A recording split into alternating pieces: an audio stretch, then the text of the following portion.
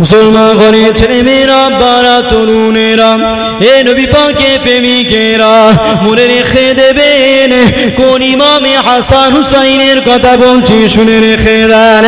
এ যুবকেরা, আজকে বড় প্ল্যান করে আমাদের ইমানগুলোকে লুটা হচ্ছে। আজকে বড় প্ল্যান করে আমাদের ইমানে আঘাত দিতে লেগেছে। এজন্য তো এক শ্রেণীর মানুষ মুহাম্মদ রাসূল থেকে আমাদেরকে সরাতে লেগেছে। কেননা যত নবী থেকে সরিয়ে দেবে তত আমাদের ইমান কমজোরি হয়ে যাবে। কেননা সাহাবা হুজুরদেরকে বলতো, এ মুহাম্মাদের অনুসারীরা, তোদের নবীর পায়ে একটা কাঁটা ফুটাবো, তোরা কি বলছিস বল? সাহাবা হুজুররা উত্তর দিয়ে বলতেন, আমাদের জান দিয়ে দেবো, আমাদের নবীর পায়ে কাঁটা ফুটতে দেব না। এ যুবকেরা, শুনে রেখে দাও, সাহাবা হুজুর এইরকম প্রেম করেছিল, এজন্যই তো তাদের ঈমান বড় মজবুত হয়ে গেছে। আর আল্লাহ তাদেরকে লক্ষ্য করে কোরআনে জানিয়েছে, গোটা জেনারেশনকে শিক্ষা দিয়েছে। আল্লাহ পাক তাদের ঈমানি প্রশংসা কোরআনের মধ্যে করেছে। আল্লাহ পাক নিজে জানিয়েছে, রাদিয়াল্লাহু আনহু ওয়া রাদু আন, তারা আমি আল্লাহ আমার উপরে রাজি, আমি আল্লাহ তাদের উপরে রাজি। কেন আল্লাহ তাদের উপরে রাজি হয়েছে? কেন আল্লাহ তাদের উপরে খুশি হয়েছে? তারা আমার নবীকে প্রেম করেছে আর তাদের ঈমানটা বড় মজবুত হয়েছে। এই যুবকেরা, শুনে রেখে দাও, অপর দিকে তাকিয়ে দেখো, আমাদের ঈমানের মধ্যে ইমামে হাসান হুসাইন জড়িয়ে আছে। এজন্য বড় প্ল্যান করে ইমামে হাসান হুসাইন থেকে আমাদেরকে শোনাবার প্ল্যান করতে লেগেছে। কিন্তু আল্লাহ নবী আজ থেকে ১৫০০ বছর আগে ওই দুই ভাইকে আমাদের কাছে সম্মান বুঝিয়েছে। আল্লাহ ইমামে হাসান হুসাইনকে সম্মান দিয়েছে, আর আমার নবী তাদের সম্মানের প্রচার করেছে। কিভাবে নবী আমার ইমাম হাসান হুসাইনের সম্মানের প্রচার করেছে?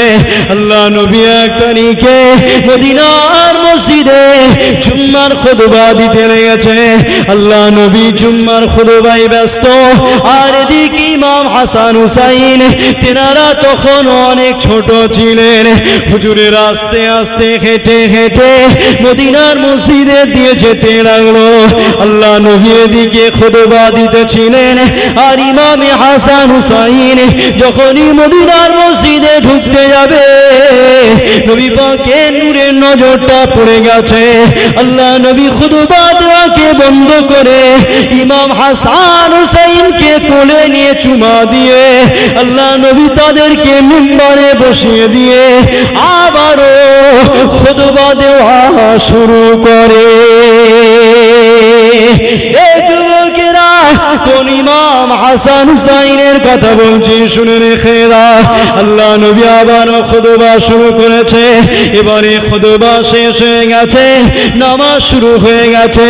আল্লাহ নবী আগে দাঁড়িয়ে গেছে, সাহাবারা কাতার দিয়ে নবী পাকের পিছনে দাঁড়িয়ে গেছে। আল্লাহ নবী সাহাবারা কাতার দিয়েছে, আর ইমামে হাসান হুসাইন ওই কাতারের মাঝখানে ছোটাছুটি করতে লেগেছে। যখনই নবী আমার সিজদায় চলে গেছে, ইমামে হাসান হুসাইন গিয়ে নবী পাকের পিঠের উপরে বসে গেছে। দুদিকে পাটা করে দিয়ে নানা জানে চুল মোবারককে শক্ত করে ধরে তারা লাফালাফি শুরু করেছে। এদিকে সাহাবারা সিজদায় পড়ে গেছে, নবী আমার সিজদায় রয়েছে। আল্লাহ নবী সিজদাতে মাথা তোলে না। সাহাবারা চিন্তা করে, নবী আমার কেন সিজদাতে মাথা তোলে না?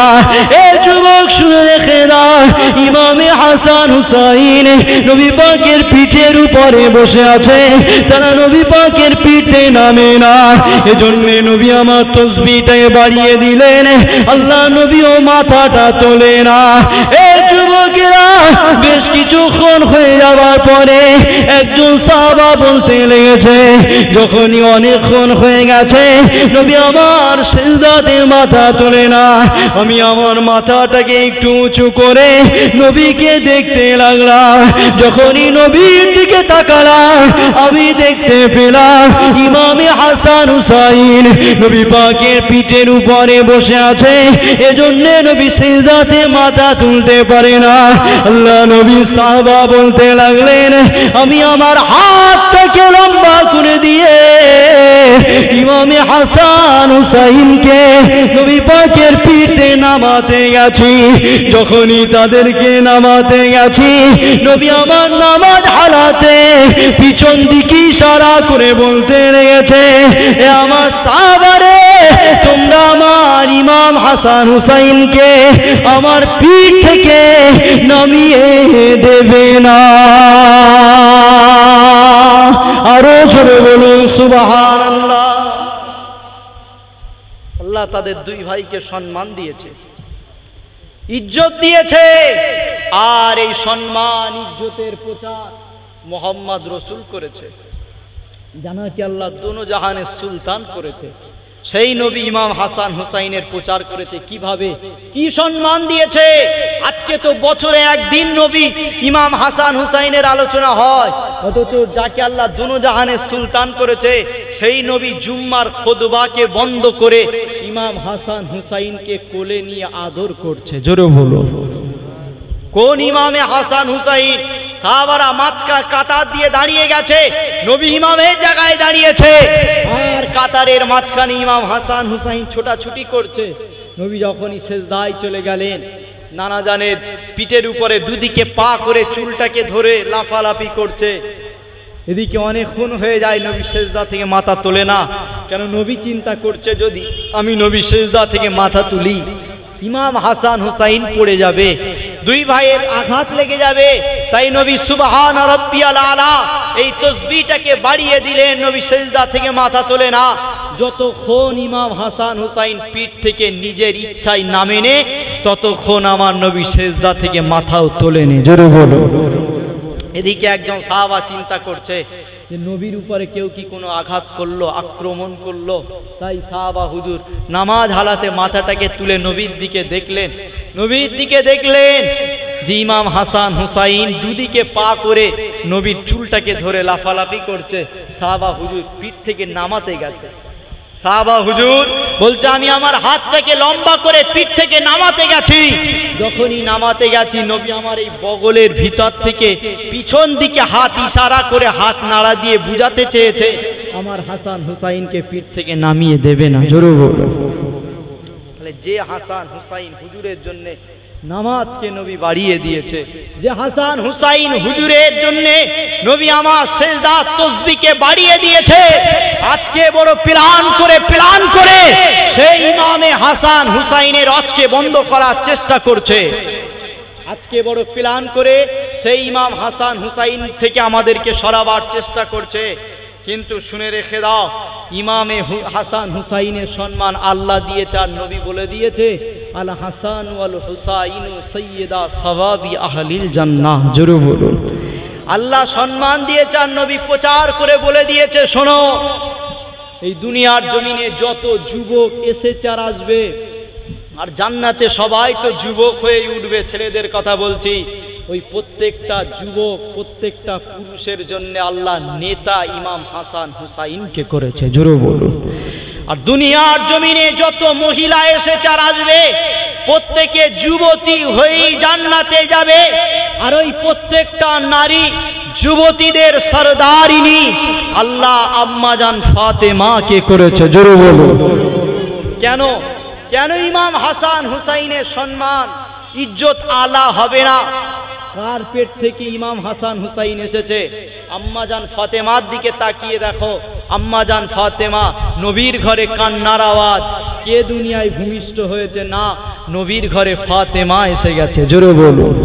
এদিক থেকে কাবার ভিতর থেকে আওয়াজ, একদিকে নবীর ঘর থেকে কান্নার আওয়াজ, দুনিয়ায় আম্মা ফাতেমা ইমামে হাসান হুসাইনের আম্মা জান তাশরীফ এনেছে, আর অপর দিকে কাবার ভিতর থেকে কান্নার আওয়াজ, দুনিয়ায় কে তাশরীফ এনেছে, দুনিয়ায় কে তাশরীফ এনেছে? খাইবারের বীর বিজয়ী পুরুষ শেরে খোদা মাওলা আলী তাশরীফ এনেছে। জোরে বলুন। কেন ইমাম হাসান হুসাইনের আলোচনা হবে না? কেন তাদের সম্মান ইজ্জতের কথা হবে না? আম্মা এবং আব্বার দিকে তাকিয়ে দেখো, একজন নবীর ঘরে জন্ম নিয়েছে আর একজন কাবার ভিতরে জন্ম নিয়েছে। জোরে বলুন। কেন তাদের সম্মান ইজ্জত আলা হবে না? কেন? একজনকে আল্লাহ যুদ্ধের ক্ষমতা দিয়েছে, এত বেশি ক্ষমতা দিয়েছিল হযরতে আলী হুজুরের তরোয়ালের সামনে যারাই দাঁড়াতো তারাই দুনিয়া থেকে নাম নিশানা আল্লাহ মিটিয়ে দিত। জোরে বলুন। আর অপর দিকে ইমামে, অপর দিকে আম্মাজান খাতুনে জান্নাতের দিকে তাকিয়ে দেখো, কারবালার জমিনে ইমাম হুসাইন হুজুরের গায়ে আম্মা ফাতেমার চাদর ছিল। ইমামে হুসাইনকে হারানো 4 ঘন্টা ধরেও সম্ভব হয়নি। জোরে বলুন। তাহলে কেন ইমাম হাসান হুসাইনের আলোচনা হবে না? কেন তাদের সম্মান বাড়বে না? আল্লাহ তো তাদেরকে সম্মানিত করেছে। জোরে বলুন। মুসলমান ঘরে ছেলে মেয়েরা, বারা তরুণেরা, হে নবী পাকে প্রেমিকেরা, মনে রেখে দেবেন কোন ইমাম হাসান হুসাইনের কথা বলছি। আল্লাহ নবী 1 তারিখে বসে আছেন, আম্মা জান ফাতেমা বসে আছে, আর ইমামে হাসান হুসাইনও রয়েছে। এদিকে 2 ভাই কুস্তি লড়াই শুরু করেছে, আর আম্মা জান ফাতেমা দেখতে লেগেছে। এ যুবকেরা, আম্মা জান ফাতেমা দেখতে লেগেছে, আমার নবী পাক ইমামে হাসানকে শিখাতে লেগেছে, আমার নবী পাক ইমামে হাসানকে বলে দিতে লেগেছে কিভাবে কুস্তি করতে হয়। আর আম্মা জান ফাতেমা দেখতে লেগেছে। এবারে আম্মা ফাতেমা বলে, আব্বা জান আপনার বিচার তো কখনো একদিকে হয় না, আপনি তো কখনো এই রকম বিচার করেন না, আপনি কেন শুধু হাসানকে সাপোর্ট করতে লেগেছেন আর হুসাইনকে কেন সাপোর্ট করেন না?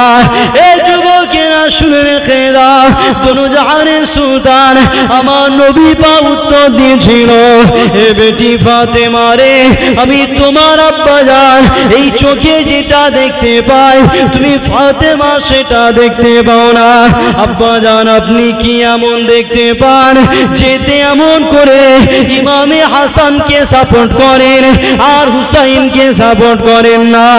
এই যুবকেরা শুনে রেখে দাও, আল্লাহ নবী সময় বলেছিল, এ বেটি ফাতেমা রে শুনে রেখে দাও, আমি তোমার আব্বা জান এটাই দেখতে পাই, আমি হাসানকে সাপোর্ট করছি, আর আল্লাহ জিবরাইলকে পাঠিয়ে দিয়ে হযরত ইমামে হুসাইনকে সাপোর্ট করতে লেগেছে।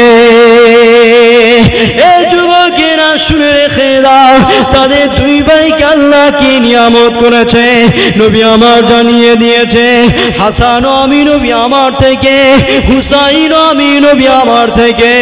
এজন্যই তো নবী আমার জানিয়েছে, যারা হাসান হুসাইনকে মহব্বত করবে তারা আমাকে মহব্বত করলো, আর যারা হাসান হুসাইনকে ঘৃণা করবে, যারা অস্বীকার করবে, তারা আমি নবী আমাকে অস্বীকার করলো।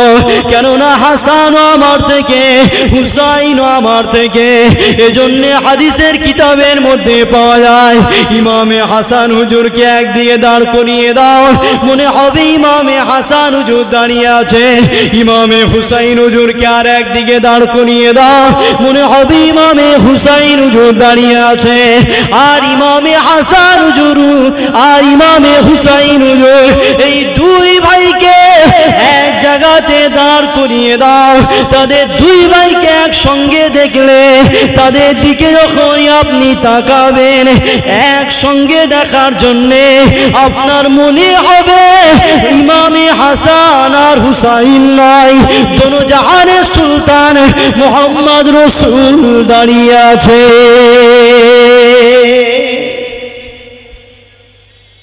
কি নিয়ামত করেছে আল্লাহ, যাদের একজনকে দেখলে মনে হয় একজনেই দাঁড়িয়ে আছে। আর একজনকে দেখলে মনে হয় যেন হুসাইন হুজুরি দাঁড়িয়ে আছে, হাসান হুজুরকে দেখলে হাসান হুজুরি দাঁড়িয়ে আছে। আর দুই ভাইকে একসঙ্গে দাঁড় করিয়ে দেন, মনে হবে মুস্তাফা দাঁড়িয়ে আছে। জোরে বলুন। তাহলে তাদেরকে আঘাত করলে মুস্তাফাকে আঘাত করা নয়? তাদেরকে আঘাত করলে মুস্তাফাকে আঘাত করা নয়? কারণ নবী তো জানিয়েছে, নবী তো বলে দিয়েছে যে হাসান হুসাইন আমার অঙ্গ। কেন ইমামে হাসান হুসাইনের শরীরের এমন কোনো জায়গা ছিল না যে জায়গায় আমার নবী নূরের ঠোঁট মোবারক দেয়নি। জোরে বলুন। এমন কোনো জায়গা ছিল না যে জায়গায় আমার নবী নূরের ঠোঁট মোবারক দেয়নি। কিন্তু আহা, আজকের তারিখেও যেমন কারবালার জমিনে নবী ঠোঁট লেগে থাকা শরীরে আঘাত করেছে, আজকের তারিখেও মোহাম্মদ রসুলের সামনে বিয়াদবি হচ্ছে না, হয়নি? বলেন। আরে যুগ যুগ ধরে এটা হতেই থাকবে, এটা সিস্টেম। কেন? দুনিয়া যেদিন থেকে শুরু হয় দুটো দল, একটা আল্লাহর দল আর একটা কার দল? ইবলিশ শয়তানের দল। এই দুটো দল যুগ যুগ ধরে হয়ে আসছে, আগামীতেও হবে।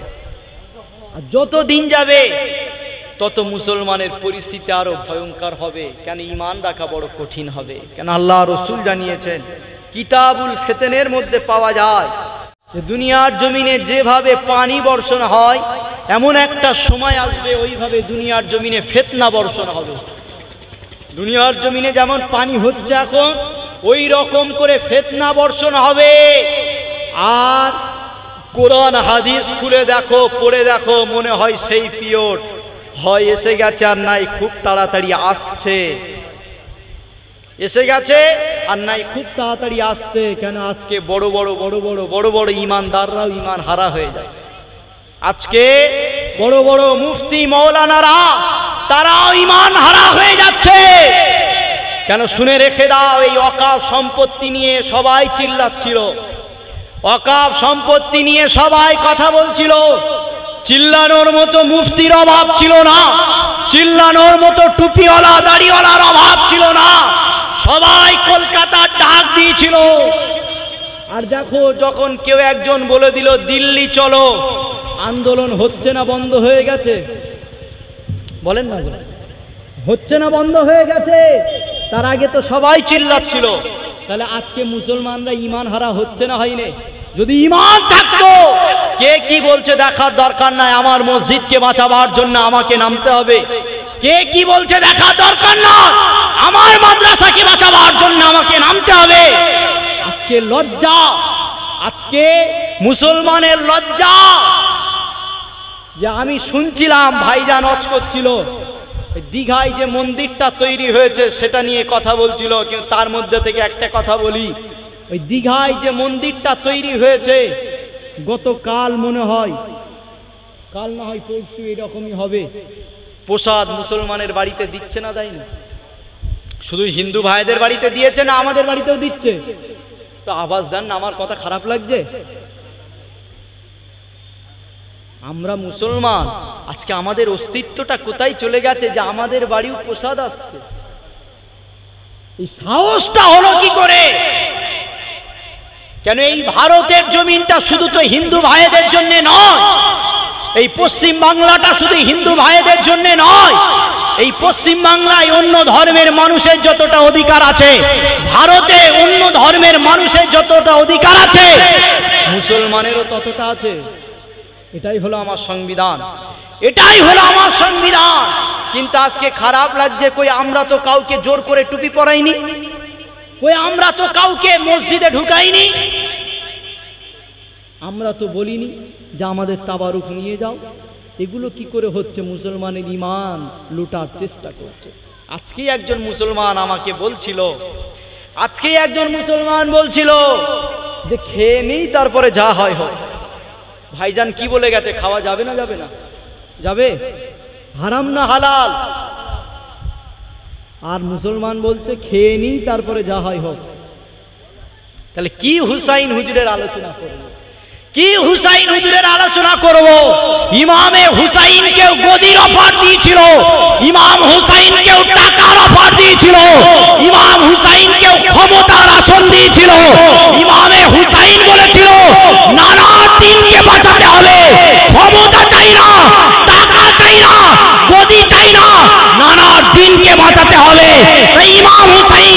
উম্মতি মুহাম্মাদীকে শিক্ষা দিয়েছে জান দিয়ে হলেও দ্বীন ইসলামকে মিটাতে হবে। তাই সব জায়গায় আপোষ চলবে, ইসলামকে নিয়ে, কোরআনকে নিয়ে, মসজিদ মাদ্রাসাকে নিয়ে কখনো আপোষ নয়। এটা ইমাম হুসাইন হুজুর আমাদেরকে শিক্ষা দিয়ে গেছে। আর আজকে সেই হুসাইন হুজুরকে মানো দাবি করো, 500,000 টাকায় বিক্রি হয়ে যাও। সেই ইমাম হুসাইন হুজুরকে মানো দাবি করো, আর অন্য ধর্মের প্রসাদ নিয়ে বলছো খাই, যা হবে দেখা যাবে। না, এটা মানা না, এটা ইমাম হুসাইন হুজুরের মানা নয়। ইমাম হুসাইন হুজুরের মানা যদি হতো 500,000 টাকায় বিক্রি হয়ে যেত না। ইমাম হুসাইন হুজুরকে মানা যদি হতো ধর্মের কাছে কোনো কম্প্রোমাইজ করতে না। ইমাম হুসাইনকে যদি প্রকৃত মানতে, ইসলামকে বাঁচাবার জন্য জান লাগলে জান দিতে, অন্যায়ের কাছে মাথা নত করতে না। কেন ইমাম হুসাইন হুজুর এই উম্মতি মুহাম্মাদীকে শিক্ষা দিয়েছে, বাবারা জান দিতে হয় দাও, অন্যায়ের কাছে কখনো মাথা নত করো না। তাই তো আজকে বলি যে আমরা ইমাম হুসাইন হুজুরের কাছে ঋণী হয়ে গেছি। আমরা ইমাম হুসাইন হুজুরের কাছে ঋণী হয়ে গেছি। কেননা এই যে দুনিয়ার জমিনে নামাজ পেয়েছি, টুপি পেয়েছি, দাড়ি পেয়েছি, মসজিদ মাদ্রাসা পেয়েছি, এর পিছনে ইমাম হুসাইন হুজুরের অবদান রয়েছে। জোরে বলো।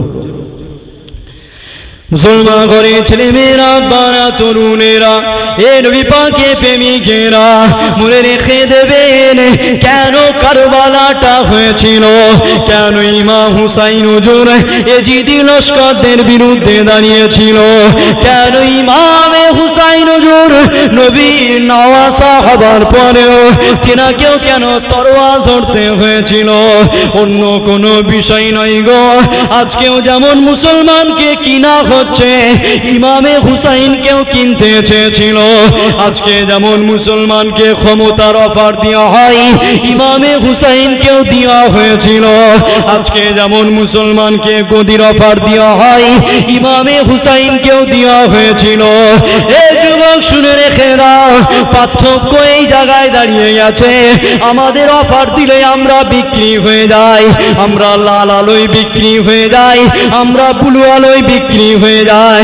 এই যুবকেরা শুনে রেখে দাও, ইমামে হুসাইনকেও আজকে দিনের থেকেও বড় আলো দেওয়ার কথা বলেছিল, বড় পদে বসাবার কথা বলেছিল, অনেক টাকার অফারও দিয়েছিল।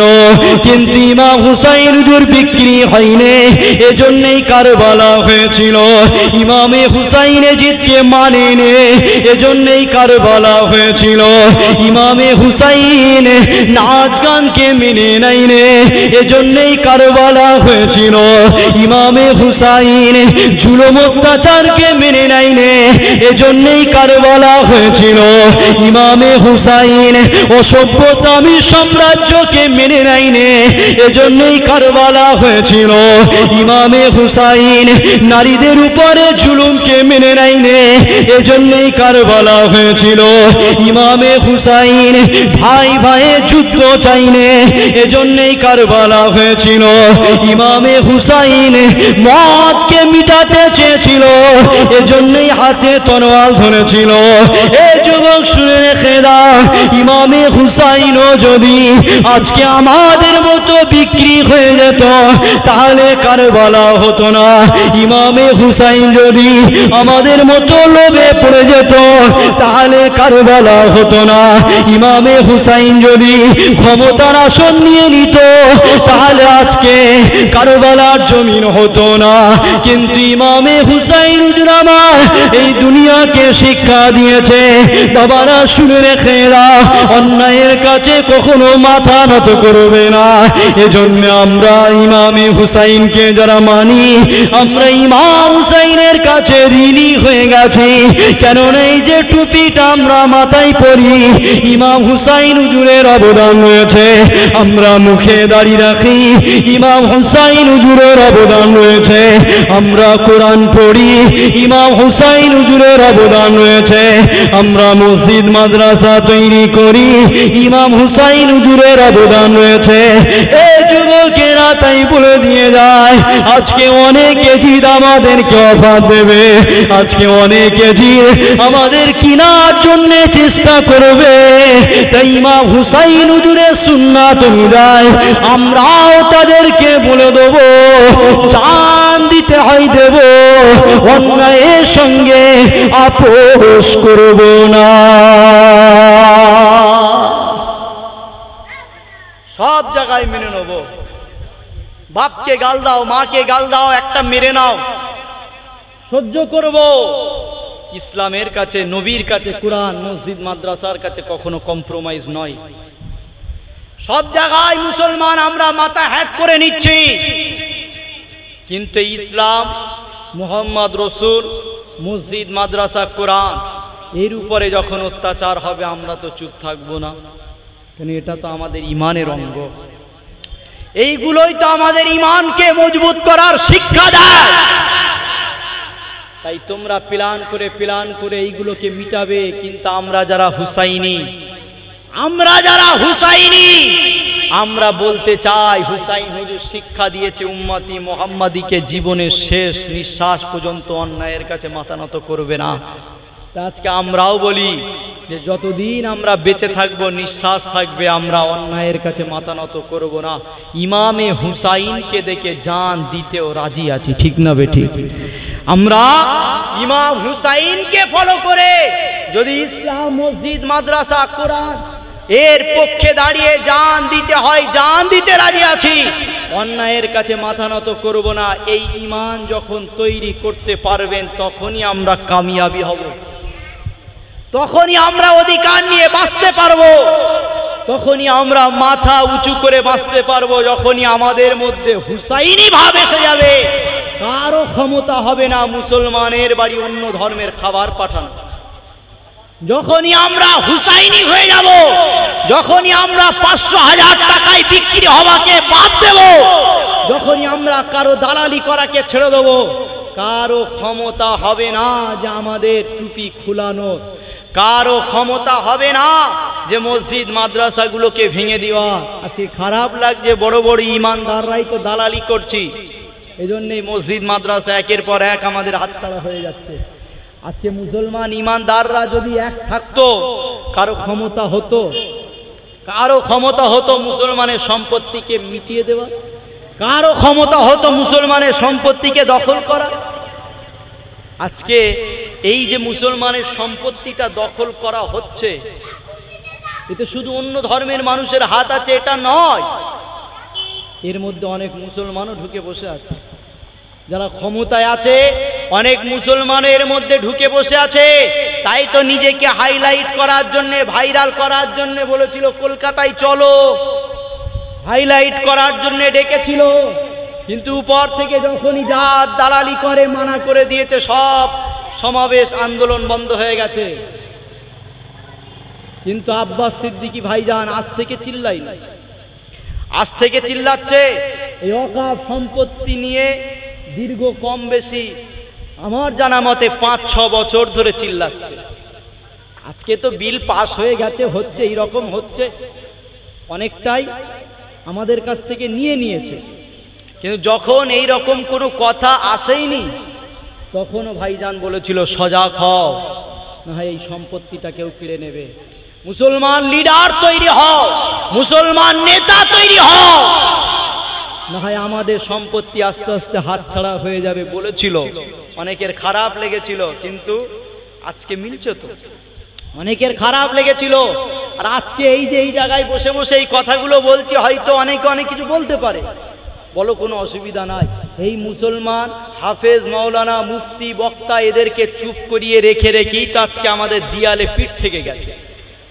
যদি সব পীরজাদা, পীর সাহেব, আলেম উলামা, মসজিদের ইমাম জুম্মার দিনে যদি রাজনীতির কথা বলতো, জুম্মার দিনে যদি এই যে দুনিয়ার এই যে কালচার নিয়ে কথা বলতো, তাহলে মুসলমান অনেকটা সজাগ হতো।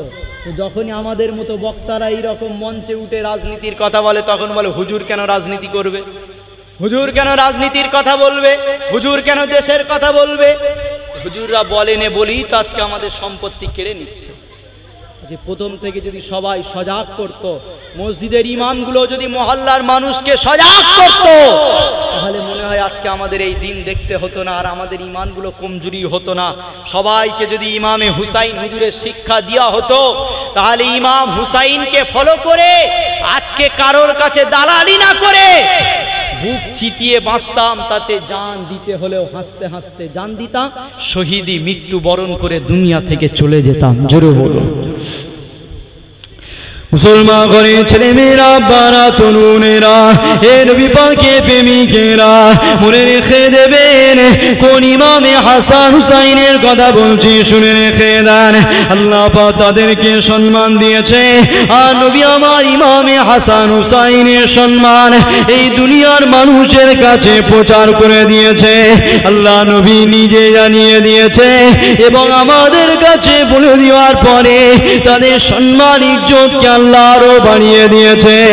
এই যুবকেরা শুনে রেখে দাও, আল্লাহ পাক ইমামে হাসান হুসাইনকে এই দুনিয়ার জমিনে যখন পাঠিয়েছিল, ইমামে হাসান হুসাইন তখন অনেক ছোট, হুজুর আস্তে আস্তে বড় হয়ে গেলেন, আর ইমামে হাসান হুসাইনের বিরুদ্ধে একদম সন্ত্রাস হয়ে গেছে। এজন্য ইমাম হাসানকে বিষ পান করিয়ে দিয়ে তেনাকে শহীদ করিয়ে দিয়েছে। আর ইমামে হুসাইনকে নিয়ে প্ল্যান করেছিল কারবালার জমিনে শহীদ করে দেবে। এই প্ল্যান আল্লাহ জানতো, মুহাম্মদ রাসূল জানতো, ইমামে হুসাইন জানতো। এই যুবকেরা শুনে রেখে দাও, আজকে আমাদের ইমানটা কোনো কমজোরি হয়ে গেছে। আজকে আমরা বিক্রি হয়ে যাই, আজকে আমরা দালালি করি।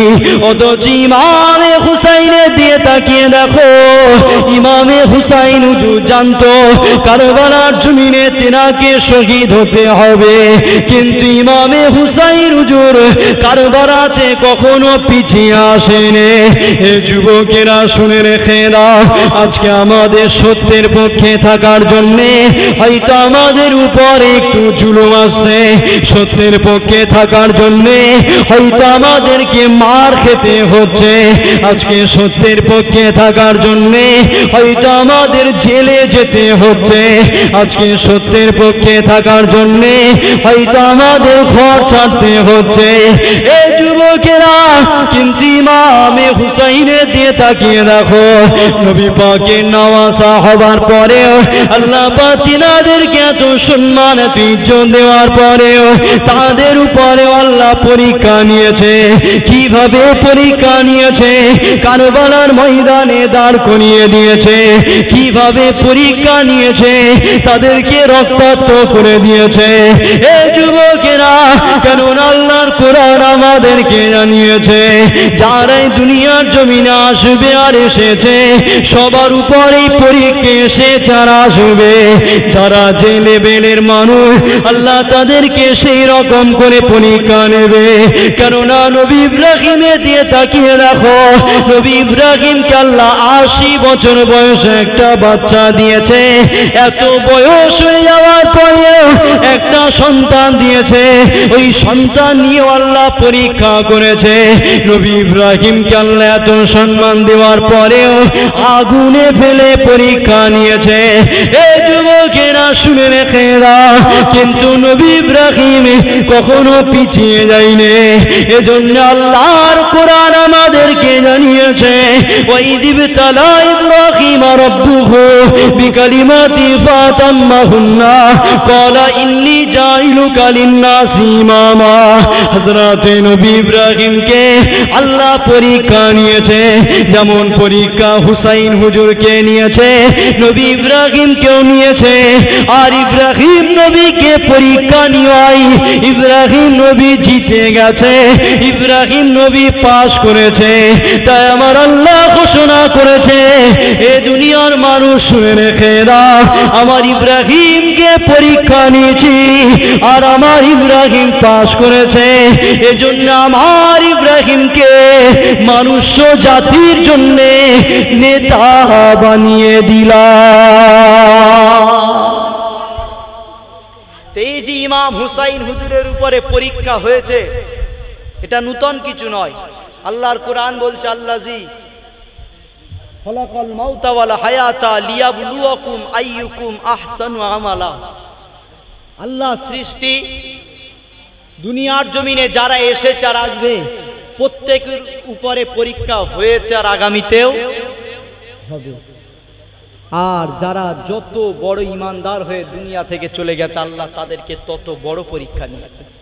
আজকে এখানে কেউ আছেন যে আল্লাহ আগুনের মধ্যে 7-8 দিন অর্থাৎ 1 সপ্তাহ ফেলে রেখে পরীক্ষা নিয়েছে? নেই তো আমরা কেউ। এমন কেউ আছেন যে 80 বছর বয়সে কিছু কম বেশি একটা সন্তান দিয়েছে তাকেও কেড়ে নিয়ে পরীক্ষা নিয়েছে? কেউ আছেন?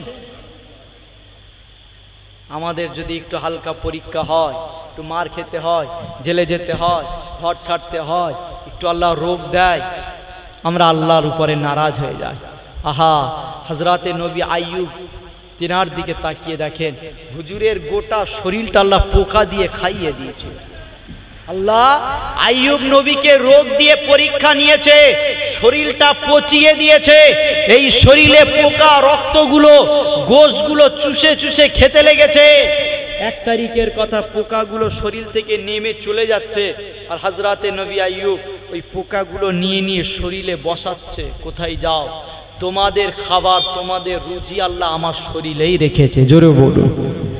কতটা আল্লাহর উপরে রাজি ছিল, কতটা আল্লাহর উপরে খুশি ছিল। আজকে মুসলমান লজ্জা লাগে যে আল্লাহ একটু পরীক্ষা নিলেই আমরা অন্যদিকে চলে যাই। কিন্তু আইয়ুব নবীকে আল্লাহ পরীক্ষা নিয়েছে, নবী হওয়ার পরেও শরীরটা গোটা শরীরটা পচিয়ে দিয়েছে, কখনো আল্লাহর উপরে নারাজি হয়নি। 1 তারিখ ওই পোকাগুলো শরীর থেকে উঠে উঠে জবানটা খেতে লেগেছে। যেই জবানে গেছে, হযরতে নবী আইয়ুব কখনো আল্লাহর কাছে দোয়া করেনি যে আল্লাহ আমাকে সুস্থ করে দেন, কিন্তু যখনই জবানটা খেতে লেগেছে সঙ্গে সঙ্গে আল্লাহর কাছে হাত তুলেছে, আল্লাহ আপনি আমার জবানটায় পোকা দিয়ে খাইয়ে দেবেন না কেন? এতদিন আপনি আমাকে বিমারে রেখেছেন, আমি কখনো আপনার কাছে দোয়া চাইনি আল্লাহ আপনি আমাকে সুস্থ করে দেন, কিন্তু আজকে জন্যই চাইছি। আপনি আমার গোটা শরীরটা পোকা দিয়ে খাইয়ে দিয়েছেন, আমার কোনো অসুবিধা নয়, কিন্তু আমার জবানটা যদি খেয়ে নেয়, এই পোকা খাওয়া শরীর নিয়েও এই জবান থেকে এখনো আমি আইয়ুব আপনার জিকির করি। জোরে বলো আল্লাহ আমার বড় কষ্ট হচ্ছে আজকে এই জন্যেই যে আজকে ওই পোকাগুলো যদি আমার জবানটা খেয়ে নেয়, কাল থেকে আর আপনাকে ডাকতে পারবো না। এই জন্যই আপনার কাছে দোয়া চাইছে আমার জবানটা খাইয়ে দেবেন না। পরীক্ষা, কি পরীক্ষা আল্লাহ নিয়েছে, আল্লাহ কি পরীক্ষা নিয়েছে। এজন্য বান্দা আল্লাহকে জিজ্ঞাসা করে, আল্লাহ আমরা কাউকে ভালোবাসলে তাকে আগলিয়ে রাখি, আমরা কাউকে ভালোবাসলে তাকে ভালো জায়গায় বসতে দিই, আমরা কাউকে ভালোবাসলে তাকে সব রকম ভালো পরিষেবা দেওয়ার চেষ্টা করি, আর আপনি ভালোবাসলে কেন কষ্ট দেন? কেন? আল্লাহ বলছে আমি যাকে যত বেশি ভালোবাসি তাকে তত বিপদে ফেলি, আমি যাকে যত বেশি ভালোবাসি তাকে তত কষ্ট দিই, আমি যত যাকে ভালোবাসি তাকে পরীক্ষা নিই। এজন্যই দেখো না নবী ইব্রাহিমকে আগুনে ফেলে পরীক্ষা নিয়েছি। আমি আল্লাহ ভালোবাসলে কষ্ট দিই, দেখো না আইয়ুবকে গোটা শরীর পোকা দিয়ে খাইয়ে দিয়েছি। আমি আল্লাহ ভালোবাসলে কষ্ট দিই, দেখো না ইউসুফকে জেল খাটিয়েছি। আল্লাহ আপনার ভালোবাসা এমন কেন? আপনার ভালোবাসা এমন কেন? আমরা ভালোবাসলে তো আগলিয়ে রাখি, আর আপনার ভালোবাসা এমন কেন? আল্লাহ উত্তর দিয়ে বলছে, বান্দা শোন, এই দুনিয়ার সাময়িক শান্তি আমি আল্লাহ তোদের ঘরে দিতে চাই না, আমি দুনিয়ায় তোদেরকে কষ্ট দিয়ে পরকালে তাজরি মিন তাহতিহাল আনহার অনন্তকালের জন্য দয়ার জান্নাত দিতে চাই। জোরে বলো। তাহলে আজকে যদি আল্লাহ আমাদেরকে একটু পরীক্ষা নিয়ে অনন্তকালের জান্নাত দেয়, অসুবিধা আছে? কিন্তু আজকে একটু পরীক্ষা নিতে গেলেই তো আমরা আল্লাহ থেকে দূরে সরে যাই। নবী ইব্রাহিমের মতো পরীক্ষা যদি আমাদেরকে নিত, আজকের তারিখে একটা ইমানদার থাকতো বলে আমার মনে হয় না। নবী ইব্রাহিমকে আল্লাহ বলছে, ওয়াইজিবি তালা ইব্রাহিম রাব্বুহু বিকালিমাতিন ফাতাম্মাহুন্না ক্বালা ইন্নী জাইলুকা লিন-নাসি ইমামা। আল্লাহ বলছে নবী ইব্রাহিমকে যতগুলো আমি আল্লাহ পরীক্ষা নিয়েছি সব পরীক্ষায় পাশ করেছে, তাই নবী ইব্রাহিমকে মানুষ্য জাতির নেতা বানিয়ে দিলাম। জোরে বলো। তাহলে খারাপ সময়ের পরে ভালো সময় আছে না? না, পরীক্ষার পরেই ফল আছে।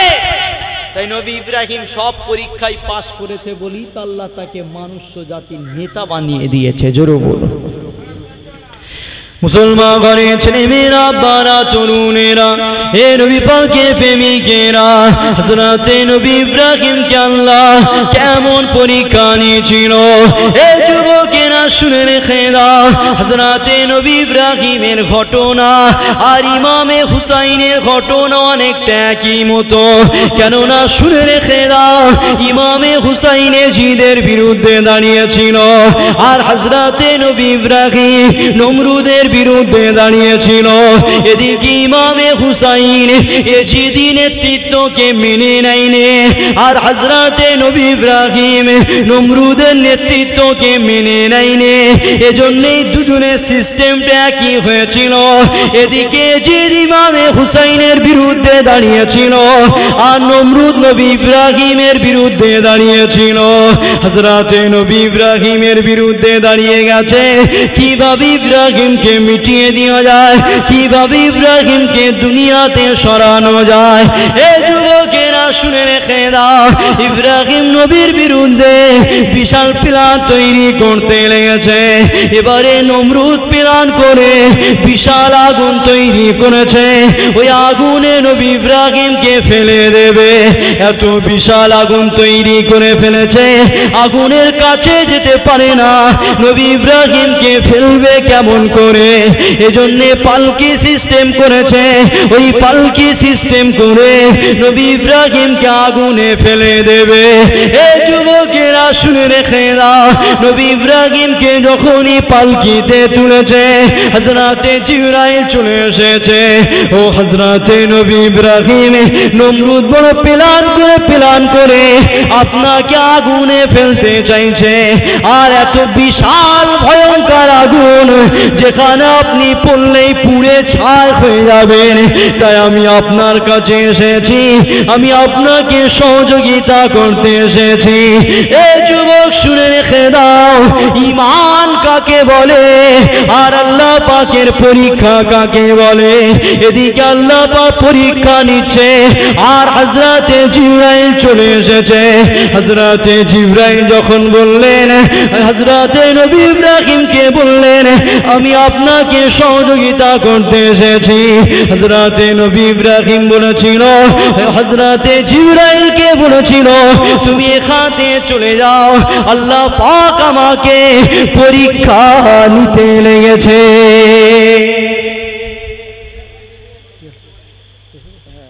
সকলে একটু তাকবীর দান, নারায়ে তাকবীর, নারায়ে তাকবীর। সিলসিলা হক ফুরফুরা শরীফ, সিলসিলা হক ফুরফুরা শরীফ, মাসলাকে মুজাদ্দিদুজ জামান, মাসলাকে আবু বকর সিদ্দিক। নারায়ে তাকবীর, আলহামদুলিল্লাহ।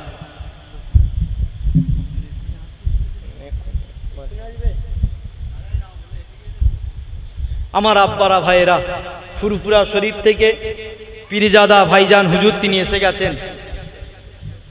হুজুর স্টেজে আসা পর্যন্ত আমি একটু আলোচনা করব।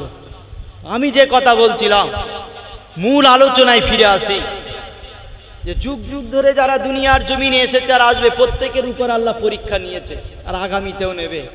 তাই ইমাম হাসান হুসাইন হুজুরের উপরেও পরীক্ষাটা সেই রকম ছিল যেমন ইমাম হযরতে নবী ইব্রাহিমকে নেওয়া হয়েছিল। কারণ ইব্রাহিম নবীর জন্যে নমরুদ অনেক অফার দিয়েছিল, মেনে নেয়নি, তাই যুদ্ধ শুরু। এদিকে ইমাম হুসাইনকে অনেক অফার দিয়েছে এজিদ, কিন্তু ইমাম হুসাইন এজিদিয়াতকে মেনে নেয়নি। ইমাম হুসাইন বলেছিল এজিদ নানার দিনকে বাঁচাতে গিয়ে জান লাগলেও জান দিতে প্রস্তুত আছি। জোরে বলো। তাই তো 70 থেকে 72 জন পরিবারকে আল্লাহর রাস্তায় কুরবানি করে দিয়েছে। নিজেও নানা দিনকে বাঁচাবার জন্য আল্লাহর রাস্তায় নিজের জানকেও কুরবানি করে দিয়েছে। অতএব এজিদের সঙ্গে হাত মিলাইনি। জোরে বলো। এই সেই মাস হযরতে হুসাইন হুজুর জিলহজ মাসের 3 তারিখ মক্কার জমিন থেকে বেরিয়ে গেলেন। এই জিলহজ মাসের 3 তারিখে মক্কার জমিন থেকে বেরিয়ে আর যখন কারবালার জমিনে পৌঁছে গেলেন মুহররম মাসের 2 তারিখ। কত তারিখ? মুহররম মাসের তারিখ, এই 2 তারিখে কারবালার জমিনে পৌঁছালেন। কারবালার জমিনে গিয়ে দেখছে চারিদিকে অন্ধকার। কিছুক্ষণ পরেই ফজরের আজান হবে।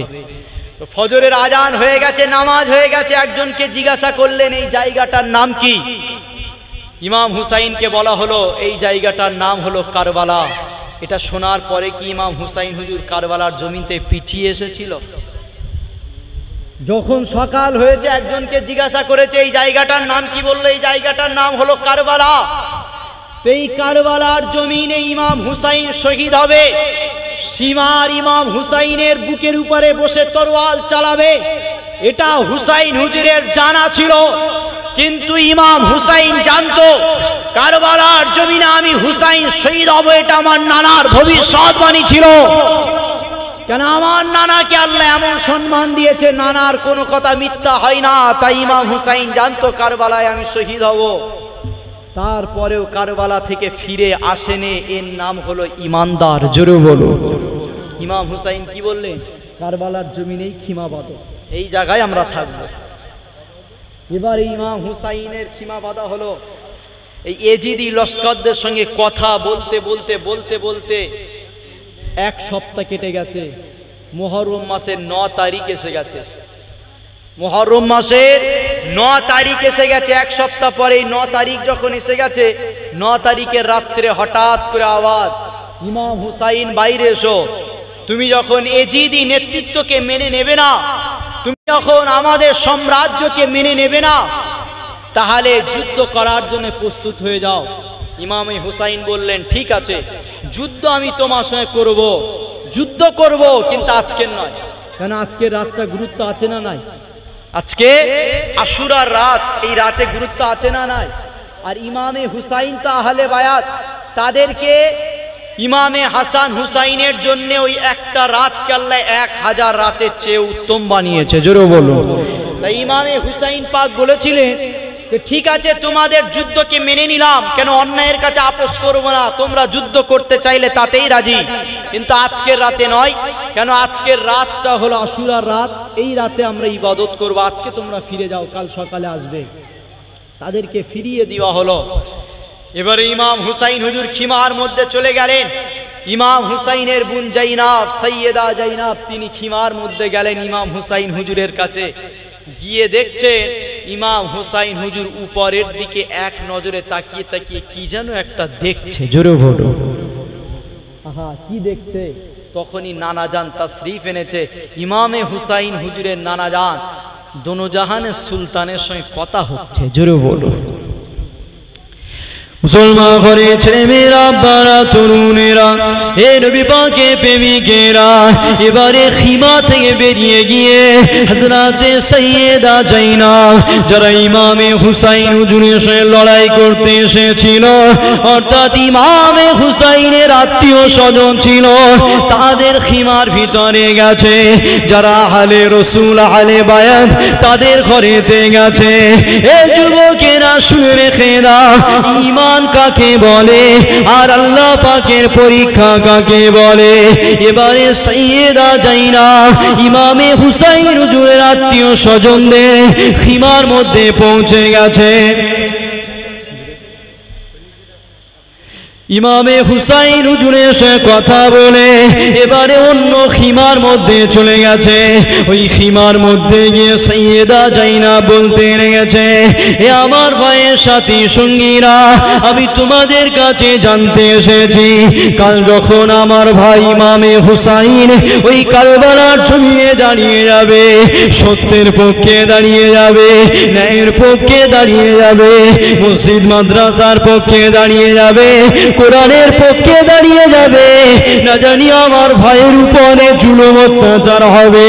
কিন্তু আমি তোমাদের কাছে জানতে চাই, যখন আমার ভাইয়ের উপরে জুলুম অত্যাচার হবে, তোমরা কি আমার ভাইকে রেখে চলে যাবে?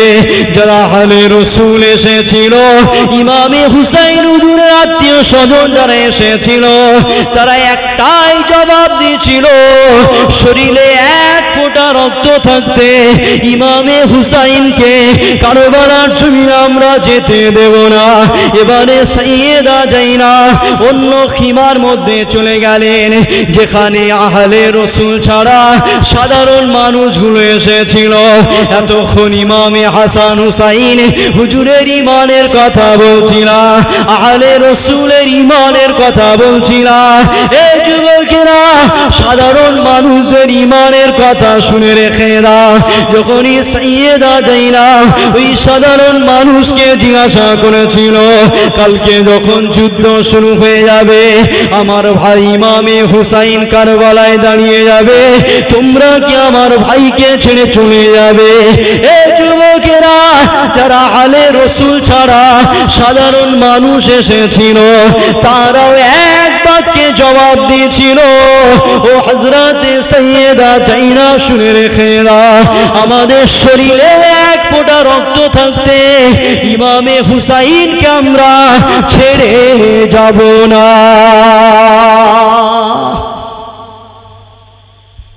ইমামে হুসাইনকে শরীরে এক ফোঁটা রক্ত থাকতে এই কারবালার ময়দানে আমরা নামতে দেব না। কেন, কি জবাব দেব আমরা ময়দানে মাশরে? কি জবাব দেব আল্লাহর সামনে দাঁড়িয়ে? যে আল্লাহ যদি জিজ্ঞাসা করে যে দুনিয়ার জমিনে কারবালা নামক জায়গায় আমার নবী নওয়াসা শহীদ হচ্ছিল, আর তোমরা কেন দাঁড়িয়েছিলে? আমার নবী নওয়াসা আগে যুদ্ধের ময়দানে গিয়ে শহীদ হয়েছে, আর তোমরা কেন দাঁড়িয়েছিলে? এই জবাবের উত্তর আমাদের কাছে নাই। তাই আল্লাহকে সাক্ষী রেখে বলছি, শরীরে এক ফোঁটা রক্ত থাকতে ইমামে হুসাইনকে আমরা কারবালার জমিনে নামতে দেব না। জোরে বলো। এটা কাদের কথা? ইমামে হুসাইন হুজুরের সঙ্গে যারা আত্মীয় স্বজন এসেছে, আহলে রসুল, হুজুরের বংশধর, তারা বলছে। এবারে সাইয়েদা জাইনাব আবার অন্য খিমায় গেলেন। সাধারণ মানুষ যারা ইমামে হুসাইনের পক্ষে লড়াই করতে এসেছে, তাদেরকেও জিজ্ঞাসা করা হলো, তোমরা কি কালকে ছেড়ে চলে যাবে যখন আমার ভাই যুদ্ধের ময়দানে যাবে? তারা উত্তর দিচ্ছে, শরীরে এক ফোঁটা রক্ত থাকতে ইমাম হুসাইনকে কারবালার জমিনে নামতে দেব না। জোরে বলো।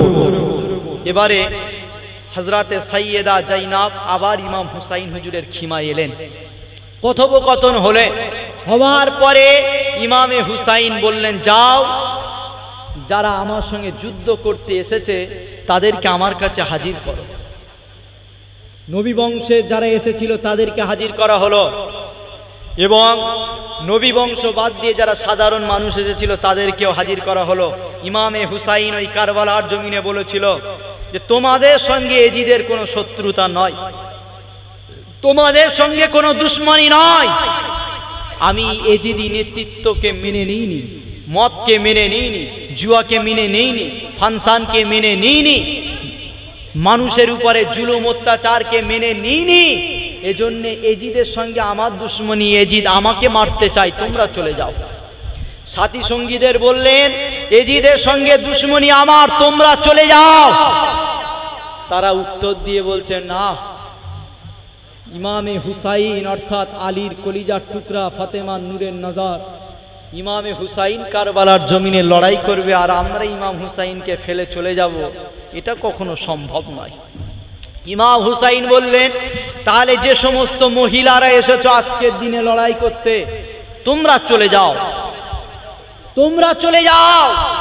ইমাম হুসাইন হুজুর যখনই এই কথা বললেন, মহিলাগুলো এক বাক্যে উত্তর দিয়ে বলেছিল, হুজুর, আপনার কদমে আমাদের ঘরের পুরুষগুলো জানকে কুরবান করে দেবে, আর আপনার বোন সাইয়েদা জাইনাবের কদমে আমরা আমাদের জানগুলোকে কুরবান করে দেবো। জোরে বলো। হুজুর, আমাদের ঘরের স্বামীগুলো, আমাদের ভাইয়েরা, আমাদের ছেলেরা আপনার কদমে জানকে কুরবান করে দেবে, আর আপনার বোন সাইয়েদা জাইনাবের কদমে আমরা মহিলারা আমরাও জানকে কুরবান করে দেবো, আপনাকে ছেড়ে আমরা কেউ যাব না। জোরে বলো। এবারে ইমামে হুসাইন বলল, ঠিক আছে, যাও, যে যার মতো খিমার মধ্যে চলে যাও, তোমরা খিমার মধ্যে চলে যাও। কেন, আজকে আশুরার রাত, ইবাদতেরা তোমরা খিমার মধ্যে চলে যাও। সৈয়দা জাইনাব খিমার মধ্যে চলে গেলেন, ইমামে হুসাইন খিমার মধ্যে চলে গেলেন, সাথী সঙ্গীরা খিমার মধ্যে চলে গেলেন। সবাই ইবাদত করছে, ইবাদত করছে, ইবাদত করছে। আর এই ইবাদত করতে করতে সৈয়দা জাইনাব বলছে যে আমি এই ইবাদত করতে করতে আমার নিদ্রা এসে গেছে, ঘুম এসে গেছে। যখনই চোখটা বন্ধ করেছি আমি খ্বব দেখতে লাগলাম, স্বপ্ন দেখতে লাগলাম। আর ওই খ্বব দেখতে দেখতে আমি সৈয়দা জাইনাব দেখতে পেলাম কারবালার জমিনটা আলোয় আলোকিত হয়ে গেছে। জোরে বলো। মুসলমান ঘরে ছেলে মেয়েরা, বারা তরুণেরা, এ নবী পাকের প্রেমিকেরা, হযরত সৈয়দা জাইনাব বলতে লেগেছে যখনই আমার চোখটা জুড়ে এসেছে আমি জাইনাব দেখতে পেলাম, খ্ববের মধ্যে দেখতে পেলাম গোটা কারবালার জমিনটা আলোয় আলোকিত হয়ে গেছে। এ যুবকেরা কিসের আলো, কিসের আলো? রিওয়াতে দু রকম এসেছে। আল্লাহ নবী জানিয়ে দিয়েছে ওই কারবালার জমিনে ফেরেশতারা নেমে এসেছিল, এজন্য কারবালার জমিনটা আলোয় আলোকিত হয়ে গেছে।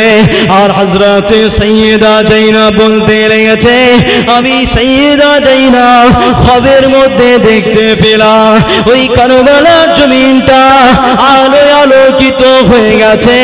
আর একজন মহিলা কারবালার জমিনটা সাফ করতে লেগেছে, পরিষ্কার করতে লেগেছে। আমি জাইনাব ওনাকে চিনতে পারলাম না। আমি জাইনাব ওনাকে জিজ্ঞাসা করলাম কে আপনি, কোথা থেকে এসেছে, আপনার পরিচয়টা আমাকে দেন। এই যুবকেরা শুনে রেখে দাও, সৈয়দা জাইনাব বলতে লেগেছে কে আপনি, আপনার মনে এত দয়া?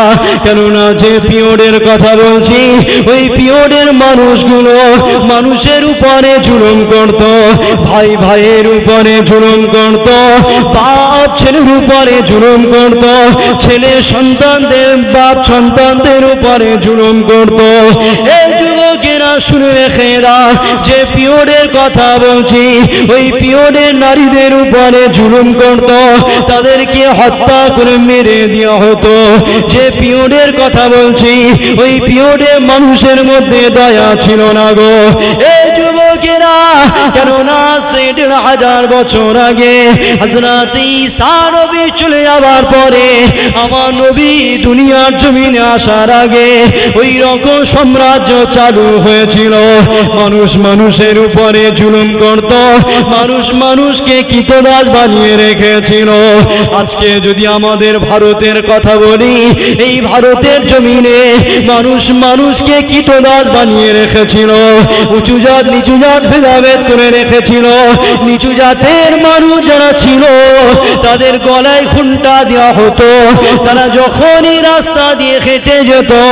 আর উঁচু জাতের মানুষগুলো তারা ঘরের দরওয়াজাকে বন্ধ করে দিত। এই যুবকেরা, এটা অন্য কোথাও নয় গো, এটা তোমার আমার ভারতের কালচার ছিল, এটা তোমার আমার ভারতের সিস্টেম ছিল। তাই নবী আমার দুনিয়ার জমিনে এসে নারীদের অধিকার দিতে লাগলো। নবী আমার দুনিয়ার জমিনে এসে ভ্রাতৃত্ব শিখাতে লাগলো। নবী আমার দুনিয়ার জমিনে এসে সভ্যতা শিখাতে লাগলো। দুনিয়ার জমিনে এসে নবী আমার প্রেমের শিক্ষা দিতে লাগলো। দুনিয়ার জমিনে এসে নবী আমার ভাই ভাইয়ের মিল মহব্বত শিখাতে লাগলো। দুনিয়ার জমিনে এসে নবী আমার এমন করে সন্তানদেরকে মা বাপের সম্মান ইজ্জত বুঝাতে লাগলো। নবী আমার দুনিয়ার জমিনে এসে আজ ১৫০০ বছর আগে ভাইগুলোকে বোনদের সম্মান বুঝাতে লাগলো। নবী আমার দুনিয়ার জমিনে এসে এক কথাতে এই অসভ্যতা আমি সাম্রাজ্যকে মিটিয়ে দিয়ে ন্যায় সত্যকে প্রতিষ্ঠা করেছিল। নবী দুনিয়ার জমিনে এসে চুরিকে বন্ধ করেছে। নবী দুনিয়ার জমিনে এসে রেপ করাকে বন্ধ করেছে। নবী দুনিয়ার জমিনে এসে মদ খাওয়াকে বন্ধ করেছে। নবী দুনিয়ার জমিনে এসে মা বাপের সম্মান বুঝিয়েছে। আরে সেই নবীর খুন তো ইমামে হুসাইনের রয়েছে, তাহলে ইমামে হুসাইন কি করে কারবালা ইয়াজিদকে মেনে নিতে পারে? ইমামে হুসাইন কি করে মদকে মেনে নিতে পারে? ইমামে হুসাইন কি করে জুয়াকে মেনে নিতে পারে? ইমামে হুসাইন কি করে ফানসানকে মেনে নিতে পারে? কেন ইমামে হুসাইন তিনি জিনার শরীরে এমন কোন জায়গা নয় যেখানে মুহাম্মদ রাসূল চুমা দেয়নি। জোরে বলো। তাহলে সেই ইমামে হুসাইন কি করে মদকে মেনে নিতে পারে? যে নবী মার খেয়ে নিজের দান্দা মোবারক শহীদ হয়ে গেছে, তথাপি অন্যায়ের কাছে মাথা নত করেনি। সেই ইমামে হুসাইন কি করে অন্যায়ের কাছে মাথা নত করে? আজকে আমাদের মতো ঈমান কি ছিল? আজকে আমরা ভুল হয়ে যাচ্ছে কোন জায়গায়? আল্লাহর কোরআন বলছে সাহাবাদের মতো ঈমান আনো। সাহাবারা যেই রকম ঈমান এনেছিল ওই রকম ঈমান আনো। আজকে আমরা সাহাবা হুজুরা তিনারা কে কি বৃত্তান্ত এটাই জানি না। অনেকেই জানে না সাহাবা বলতে কি, কার কথা বলছি, কাকে বুঝাচ্ছে অনেকেই জানে না। তাহলে ঈমানটা মজবুত হবে কি করে? আল্লাহ বলছে তারা আমি আল্লাহ আমার উপরে রাজি, আমি আল্লাহ তাদের উপরে রাজি। জোরে বলো। তাদেরকেই চিনি না, ঈমানটা মজবুত হবে কি করে? সাহাবা হুজুরদের দিকে তাকিয়ে দেখো, বদরের ওহদের ময়দানে নবীর দান্দা মোবারক শহীদ হয়ে গেছে, এই দাঁতের একটা টুকরা জমিনে তাশরীফ এনেছে, পড়ে গেছে জমিনে। এই দাঁতের একটা টুকরা পড়ায় নবীর গাল থেকে খুন ঝরছে, রক্ত ঝরছে। একজন সাহাবা দূর থেকে জালাল মেজাজ যুদ্ধ হারাতে উলঙ্গ তরোয়াল নিয়ে ছুটে নবীর দরবারে হাজির। ইয়া রাসূলুল্লাহ, কে আপনার দান্দা মোবারকে আঘাত করেছে? কে আপনার দান্দা মোবারকে আঘাত করেছে?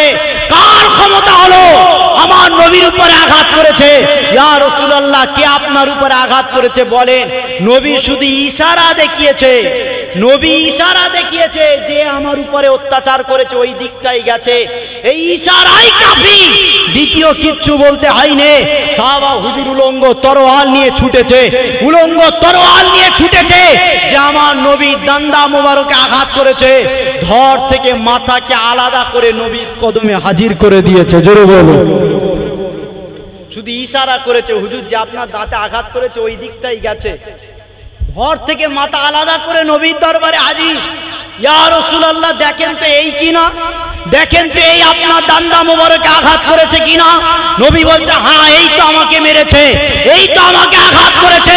সাহাবা হুজুর জালাল মিজাজ নিয়ে বলছে হুজুর আমরা আপনার সাহাবা, জান মালের থেকে আপনাকে ভালোবাসি, তাই ও আপনার দান্দা মোবারকে আঘাত করেছে, ওর ধর থেকে মাথাকে আলাদা করে দিয়েছি। জোরে বলো। এর নাম সাহাবা। তো মুখে নবীকে মানি, নবী নবী করবো, এর নাম প্রেম নয়, এর নাম ইমানদার নয়। আজকে নবীকে নিয়ে কার্টুন তৈরি হয়। মুসলমান ইমানদার বেঁচে থাকতে আজকে নবীকে নিয়ে কার্টুন তৈরি হয়। আজকে নবীকে কিছুদিন আগে কোন এক নেতা বলেছিল যে হযরত মুহাম্মদ সাল্লাল্লাহু আলাইহি ওয়াসাল্লাম নাকি এক হাতে অস্ত্র আর এক হাতে ইসলাম প্রচার করেছে। জানেন আপনারা, কেউ শুনেছেন? হয়তো অনেকটা দিন হয়ে গেছে, কিন্তু বলেছে। এর প্রতিবাদ কি করেছি আমরা?